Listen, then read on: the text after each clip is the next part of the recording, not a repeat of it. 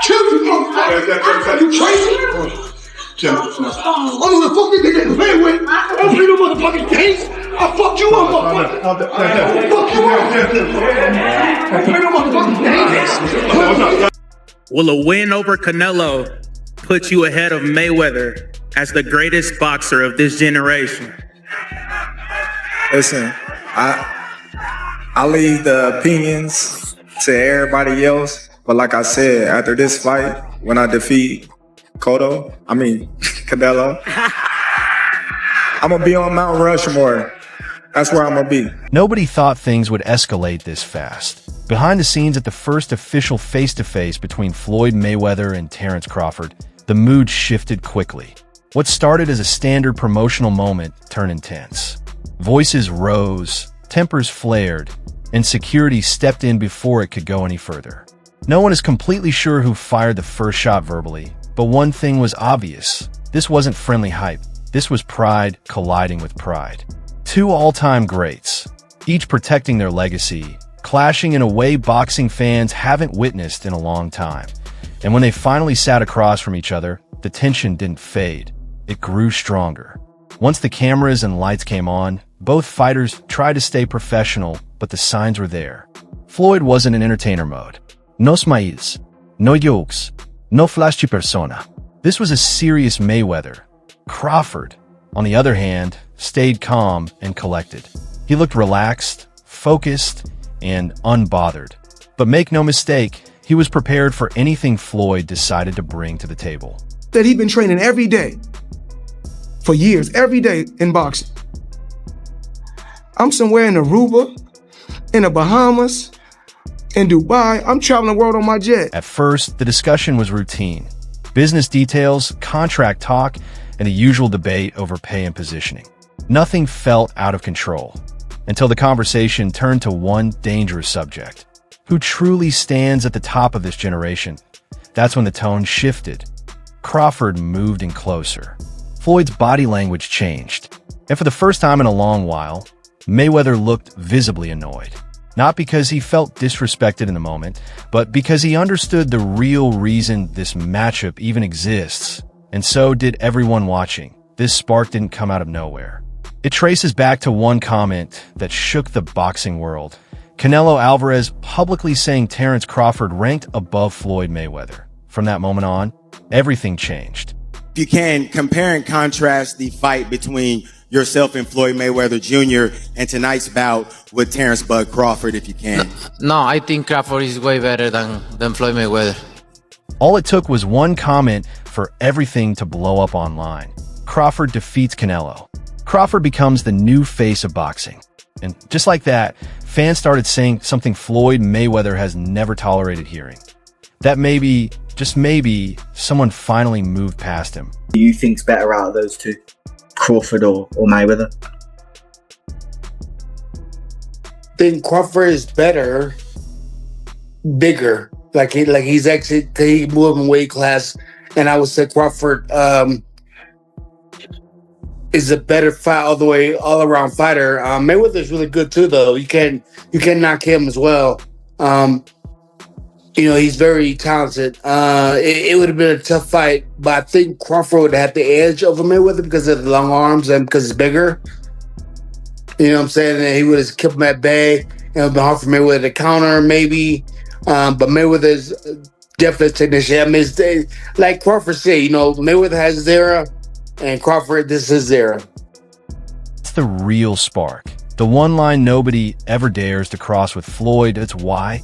At 47 years old, he's standing here, locked in on the most dangerous fighter in the sport today. Floyd Mayweather Jr. is one of the biggest egos in the sport, so much so that he could not find a way to give Muhammad Ali credit as being a top 5 fighter and claimed that Roberto Duran sits above Muhammad Ali, right? Why? Because Floyd wants to be better than Muhammad Ali. He completely redid his image when he became Money Mayweather to pretty much copy from calling himself the GOAT, calling himself TBE, right? Whole thing. very disrespectful of Muhammad Ali when he was coming up, when after Floyd Mayweather Jr. wound up being at the top of the sport.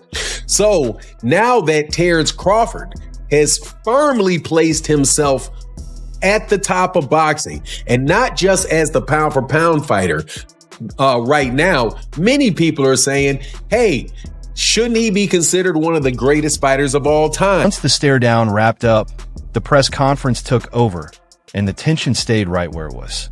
This wasn't the usual Mayweather show. No nonstop talking, no flashy performance. Floyd was locked in. This time, he wasn't selling a fight. He was defending history. Every word was about legacy. Because to him, this matchup isn't optional, it's personal. He's not willing to let anyone rewrite his place in boxing. You know, I didn't have to have 70 fights or 150 fights, 300 fights. Did I not beat the most world champions? Yes, you did. Okay. And in the least amount of fights? Yes, you did. Who got the highest gate? Floyd Mayweather. Who made the most money? You did. Who was the most accurate fighter of all time? You were. So it's basically saying that... The greatest of all time. Okay. You see Crawford on the opposite side. Calm, composed, completely unfazed. He looks at Floyd the same way he's looked at everyone else before him. Just another challenge. For Crawford, this matchup carries a different meaning. He's already taken down Errol Spence. He's already beaten Canelo. He's already silenced every critic who questioned him that he doesn't need Floyd Mayweather to prove anything. But he wants him. Yo, yeah, so if he was pound for pound, Floyd was pound for pound. You or Floyd, who would have done that? Who would have won that? Me. Oh, shit, okay, I'm just asking. Because Floyd was pound for pound before. That would have been a hard fucking fight, though. Man, me versus anybody, I'm going to always say me. Okay. Come on now. Years ago, early in his career, Crawford would avoid that question in interviews. Whenever people asked if he could beat Floyd Mayweather, he didn't lean into it. He didn't sound certain. He didn't chase that comparison. But that was a long time ago. You got to have 4 arms. I know. I know. And 6 eyes to beat Floyd. Is Floyd better than you? Keyshawn beat Tank? Keyshawn beat everybody. Him and Shakur. How you feel about them not fighting each other? That's cool? Yeah, that's cool. They don't need to fight each other. Was there anybody ever... They can beat up everybody else. Was there anybody ever like that in boxing with you? Because not really Sean Porter, right? Nope. No friends in this business for you. I think Tim Bradley would have been like that. Okay. I think me and Tim Bradley would have been like that. I wouldn't have fought Tim. If the opportunity presented itself against Floyd, you would have, though, even though you admire him so much and he's so great. But you Floyd, yeah, because I wasn't as close. Me and Floyd close now, but when Floyd was boxing, I wasn't as close with Floyd like I am now. How do you beat Floyd, though? Like, since nobody's been able to crack that code. You think I would tell you? He ain't fighting anymore. So that fight ain't gonna happen. You gotta have 4 arms. I know. I know. And 6 eyes to beat Floyd. Is Floyd better than you?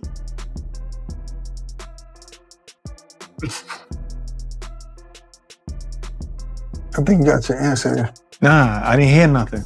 Is Floyd better than you? Some fighters say, even like Gervonta Davis. Beat your ass? Okay, that's a no. Naturally, the internet wasted no time dissecting the medical fallout. Jake quickly shared his x-rays online. The 2 fractures clearly marked for everyone to see. But Who do you think wins in a fight, you or Prime Floyd? Me. No questions? Why would you think that I would say Floyd? You know, that's one of my favorite fighters. But yeah, nah. All style, he turned the injury into content. Jokingly calling out Canelo Alvarez for a fight just 10 days later, that's the exact mindset Kellerman was describing. Where most people would be forced into serious self-reflection after breaking their jaw in 2 places, Jake was already promoting the next massive payday. Where does he rank now, all time? Ending this interview. Number 1, and the only one that he got at top is Floyd. You know what I'm saying? Terence Crawford is this generation guy. You know what I'm saying? Accomplishing all the goals that he accomplished. Matched up? How do they match up, Floyd and Terence?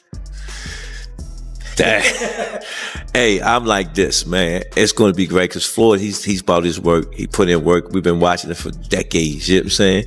Him coming out of retirement to do this fight, that's a win for the whole world boxing. Every generation from Floyd's generation to this generation to get to see it come. That's just like we never get to see Michael Jordan play, right? But we remember when he used to play. Come on. Shifted to accountability.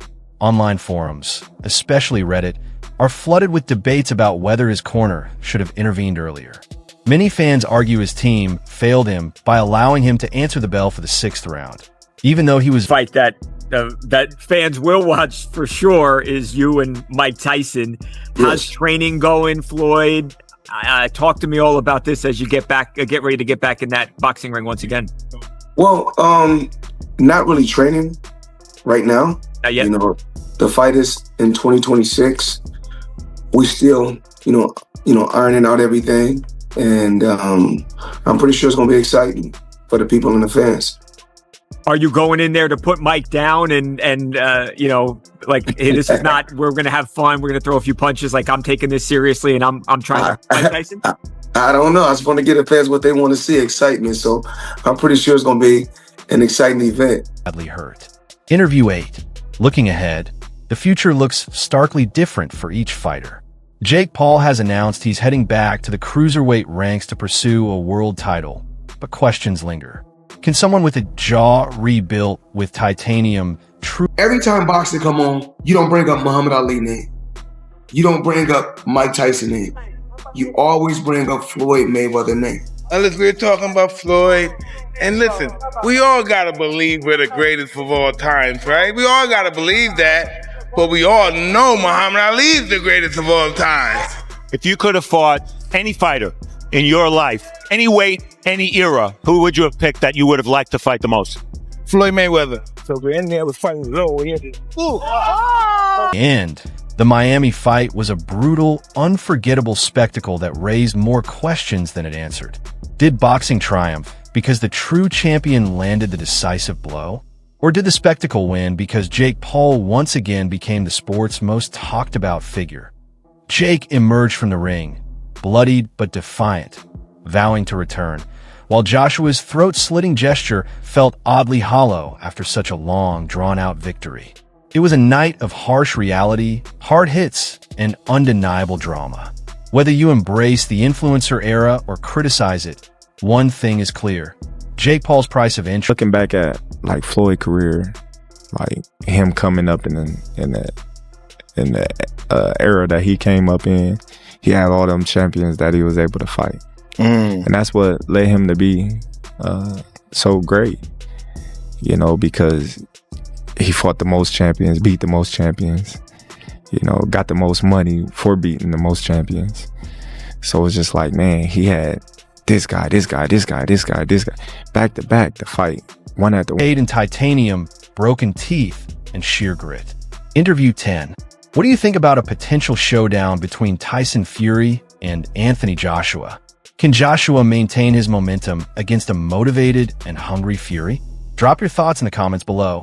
Terence Crawford had the ability to fight backwards and stay composed, good defense, hands was always up, countering everything that Canelo was throwing at him. He was just a little more active fight. Canelo did hit him to the body, but it was pretty much all Terence Crawford. I think some of what we saw from Canelo is what he's asked to resort to now to fight. Maybe he's dealt with some injuries to where he's not as mobile. It's just the pattern that he's put himself in for the last, 6 to 8 fights. That same pattern is why Bivol was able to get him. He did not allow Canelo to get inside, man. As soon as Canelo would get into that certain range, he would jab him. We didn't see any lateral moves where he would throw, push off to the side, as we used to see Canelo Alvarez. Canelo was almost smothering his shot because he couldn't stay at range with him. And Terence Crawford runs off counter combinations. It would be a wider margin if they fought it. If you enjoyed it, make sure to hit like, subscribe, and tap the bell so you never miss our future content. And don't forget to share your opinions in the comments. We love hearing from you. Stay tuned, and we'll see you in the next one.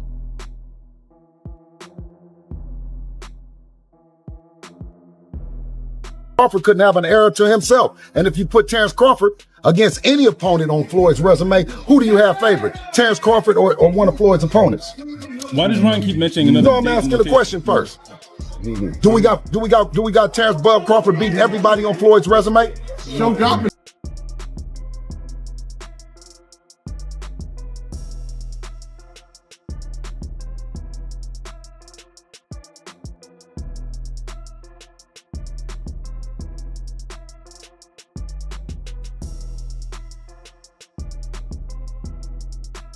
Feel that Jaron Ennis against Terence Crawford is the fight. And that can be at 54, it can be at 60. You know, obviously we've got Lima to take care of first, but that for me is one of the great, you know, crossover fights, because Boots is the changing of the guard guy. And Crawford's the guy that's been there and done it all and just proved, you know, that he's still very much in his prime. McKenzie was highly critical of the level of opposition Jake Paul has been facing, describing it as extremely weak. He suggested that several fighters from his own gym, many of whom aren't elite professionals, could match or even outperform what's been seen in who they are cancels out each other as far as height. You know, they both switch hitters, lift, and everything. All of that cancels out each other. So they are literally the same people pretty much. The only difference is Crawford done been in a big stage against big fighters so many times. And also with age, he didn't beat up his body, so his age is actually good. He got the grown man strength. He not just grown man strength, but he built on top of that. Like, look at him at 135. He was a little scrawny dude. He wasn't a big dude. Now look at him. He ripped up everything. He's strong. So sure. I feel like he got everything, all the experience, all the knowledge. So I got to go with Crawford. McKenzie also mocked the idea of being labeled a world champion after a brief fight against limited competition, arguing that such a title carries little real value. In his view, these matchups are driven more by easy money than genuine danger, claiming that fighters from his gym wouldn't even be at serious risk. Right now in my career, a lot of people like boost this, boost that, boost this. You know, fighting boost is a lose-lose situation. You know, I win, they're gonna say, oh, well, he was young, he wasn't ready. You know, he was talented, he was skillful, but you got the experience over him. You got, you know, so much more than this kid that never been tested before. You know, because we always seen him win and fly in colors, a fashionate way. You know, to where we say, oh man, he's cold, he's skillful, but he's never been in the ring with nobody to test him. So me fighting Boots will be like, okay, well, you beat Boots. It's not a mega fight. It's gonna sell a little bit because of your name and what you just accomplished. He went on to voice frustration with athletes from other sports stepping into boxing, emphasizing that boxing is a highly specialized craft.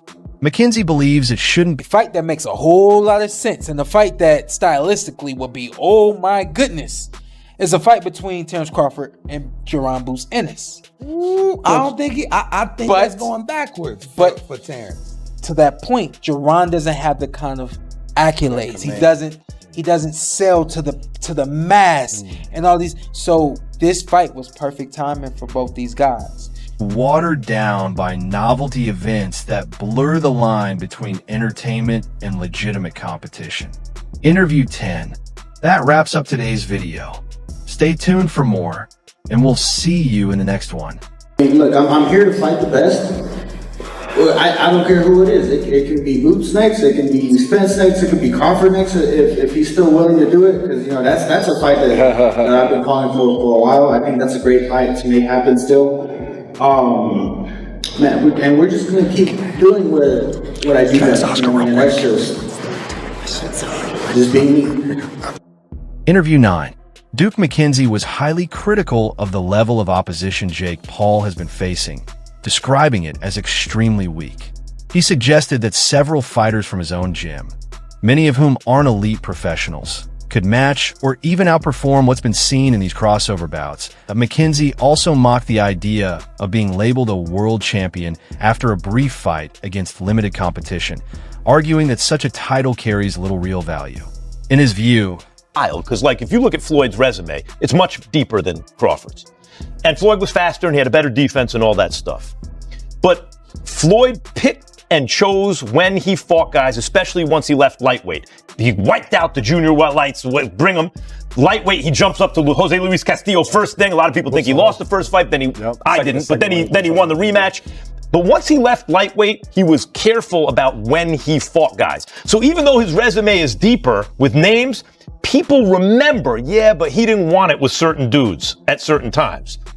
Crawford, we all witnessed, even though the resume is thin in certain ways, he wanted it with everyone the whole time. That makes a difference to people. Looking at Floyd's resume, it's undeniably deeper than Crawford's. He was faster, his defense was sharper, and he had the luxury of picking and choosing his opponents. Especially after leaving lightweight, he cleared out the junior lightweights, then moved up to face Jose Luis Castillo. Many thought he lost the first fight, but he won the rematch. After leaving lightweight, he became strategic about who he faced and went to even though his list of names is more impressive on paper. Some remember, but he avoided certain opponents at times. Crawford, on the other hand, has always sought every challenge, no matter what. That determination resonates with fans. Here's where it gets interesting. Crawford is bigger than Floyd. He hits harder. He's younger and more active. But the hardest part of fighting Floyd isn't landing punches. It's connecting it all. Crawford could dominate early, but Floyd could turn the fight into a defensive masterclass, frustrating the younger man and forcing him into mistakes. Floyd beat everybody. That boy, man, that's the GOAT, man. That boy bad. On defense, like catch, bam, bam, bam, bam. Man, that boy bad. Floyd had the best defense in boxing history. Hitting you with shots that you don't see, that's where Floyd mastered. Hit and not get hit. A lot of people, they give him credit now, but they didn't give him credit when he beat. At the press conference, Floyd focused on legacy, wealth, and respect, what he's built over decades. Crawford, meanwhile, spoke about challenge, competition, and proving his place among the greats.